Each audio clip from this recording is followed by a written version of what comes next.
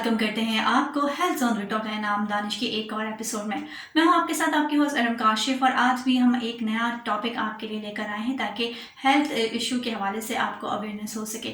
आज का health issue क्या है? मुख्तलिफ मरीजों को हम ये शिकायत करते हुए नजर आ रहे हैं कि पित्ते में पथरी हो जाती है।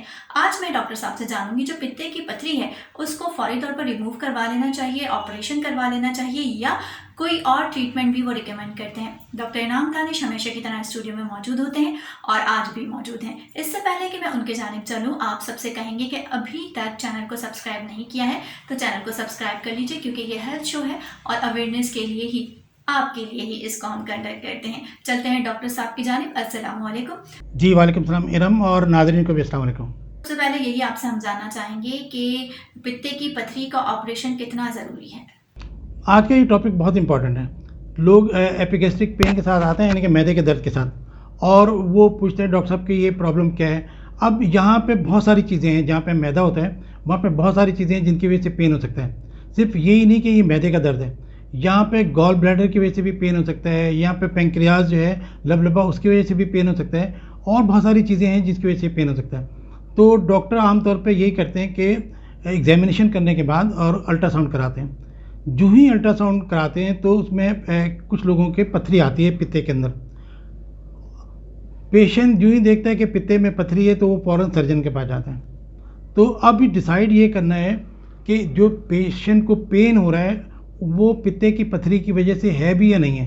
तो ये फिजिशियन की असेसमेंट है कि वो डिसाइड करे कि ये जो पेन है मैदे की वजह से हो रहा है, लबलबे की वजह से हो रहा है या पित्ते की वजह से हो रहा है। तो उसके बाद ही आगे हम डिसाइड कर सकते हैं कि ये जो पित्ते की पथरी है इसको क्या करना है। डॉक्टर साहब, यहाँ मैं ये जानना चाहूँगी कि मैदे के मुंह पर भी दर्द की शिकायत होती है, तो इसकी क्या रीज़न होती है? जनरल सर्जरी के अंदर सबसे ज़्यादा सर्जरी पित्ते की सर्जरी होती है और आजकल लेप्रोस्कोपिक सर्जरी होती है। तो मोस्टली जो है तो कुछ कह लें कि ये ज़्यादातर ठीक ही होती है, मगर इसके अंदर कुछ गैर ज़रूरी सर्जरी भी हो जाती है। क्योंकि जो ही पेशेंट देखता है कि पित्ते में पथरी है वो सर्जन के पास आता है और सर्जन कहता है कि भाई ये पथरी आपको निकलवानी है। आपको ये डिसाइड करना है कि क्या हर पथरी का ऑपरेशन कराना ज़रूरी है या उसको छोड़ सकते हैं। डॉक्टर साहब, यहाँ ये बताइए कि पथरी निकलवाना बेहद ज़रूरी है, कोई और तरीका इलाज है या निकलवाना ही ज़रूरी है? अगर पित्ते की पथरी तकलीफ़ नहीं कर रही तो आप उसको छोड़ दें, यानी कि ऑपरेशन कराने की ज़रूरत नहीं है, सिर्फ इसलिए कि वो पथरी है। कुछ चीज़ें रिस्क फैक्टर होती हैं, वो फिजिशियन या सर्जन और डिसाइड कर लेते हैं कि किसका ऑपरेशन करना है किसका ऑपरेशन नहीं करना है। अगर एसिम्प्टोमेटिक है, छोटी पथरी है, और तो बेहतर है कि पहला मैदे का इलाज करके देख लें। अगर वो ठीक हो जाता है उस पथरी को छोड़ दें। वो लोग जिनको पित्ते की पथरी की ज़रूरत है वो हैं जिनको सिम्टम्स होती हैं, अलामात हैं, यानी कि दर्द होता है, बिलियरी कॉलिक जिसको हम कहते हैं कि पित्ते का पथरी का दर्द होता है। उसमें ख़तरा ये होता है कि पित्ते की जो वो नेक है उसके ऊपर पथरी फंस जाती है जिससे बहुत पेन हो सकता है। वो जो है जाके इन्फेक्शन कर सकती है, वहाँ पे पित्ते के अंदर इन्फेक्शन हो सकता है, पीछे लबलबे के अंदर इन्फेक्शन हो सकता है, जॉन्डिस हो सकता है इसकी वजह से, पित्ते की पथरी फतरे की वजह से। तो अगर सिम्टोमेटिक है फिर तो आपको इलाज करना है ताकि इन्फेक्शन ना फैल जाए। लेकिन अगर सिम्टोमेटिक नहीं है तो फिर ये डिसाइड करना है कि ऑपरेशन करना है या नहीं करना। नाज़रीन, आप देख रहे हैं हेल्थ जोन विद डॉक्टर इनाम दानिश और आज हम पित्ते की पथरी के हवाले से ट्रीटमेंट और उसके रीजंस वगैरह डिस्कस कर रहे हैं डॉक्टर साहब से। डॉक्टर साहब, मैं यहाँ ये जानना चाहूँगी आपसे कि किन का ऑपरेशन बहुत ज़्यादा अर्जेंट बेसिस पर कर देना चाहिए?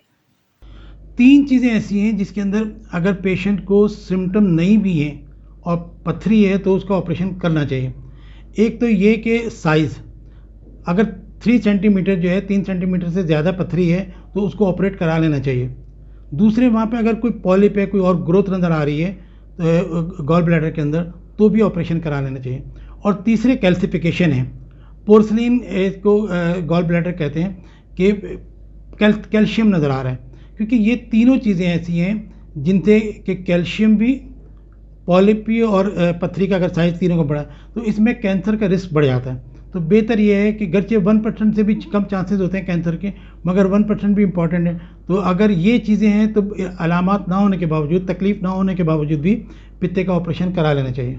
Thank you so much doctor साहब, काफ़ी डिटेल में इस टॉपिक को आपने डिस्कस किया। नेक्स्ट शो में नेक्स्ट टॉपिक के लिए आपको इनवाइट करेंगे। वेल व्यूअर्स, मेरा आपका साथ आज की एपिसोड में यहीं तक। नेक्स्ट शो में नेक्स्ट टॉपिक के साथ हाजिर होंगे। तब तक के लिए अपनी होस्ट एरम काशिफ को इजाज़त दीजिए। अल्लाह हाफिज़।